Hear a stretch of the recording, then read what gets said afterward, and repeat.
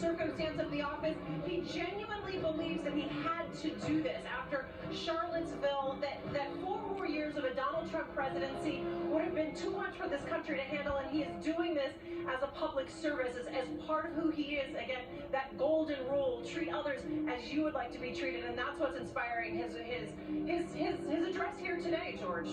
Thank you, Cecilia.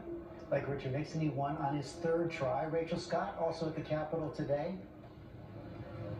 Yeah, and George, we just saw the families enter, and this is a striking image, a different image, a second family like we have never seen before, a blended family of different heritages, of different religions, Jewish and Indian. Their wedding, Kamala Harris and Doug Emhoff celebrated both of their heritages.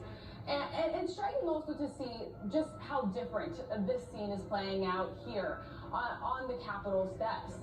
I was here just 2 weeks ago when that violent mob stormed the Capitol from all sides. And today what we saw was bipartisanship. We saw Democrats and Republicans walk through the same door together. As I saw Joe Biden walk up those steps today, it struck me that it was 48 years to the day when the election was projected for him, 48 years to the day that he won his first Senate race. And he would go on to serve in the Senate for 36 years. And his long career in public service spanned 8 presidents. He will now become one of them, and history at his side today. Kamala Harris with him, becoming the first woman of color to serve as Vice President of the United States. I interviewed her several times on the campaign trail, and she often talked about the burden that women of color carry in this country to get people to see them in positions where they have never been seen before.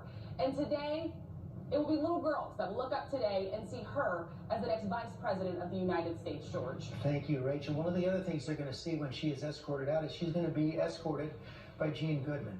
He's a Capitol police officer. You might remember seeing the images of him from 2 weeks ago where he was being beaten down by that mob of rioters. Today, he's going to be escorting the future Vice President of the United States. I want to bring in Leah Wright. We'll go around that. Leah. Yeah, I think it's a powerful image, and it's a powerful contrast to those images that we saw 2 weeks ago, where we saw Eugene Goodman essentially preventing the overthrow of American democracy. And now we see him escorting, the Vice President of the United States, and that's important. And it's so hard, Leah.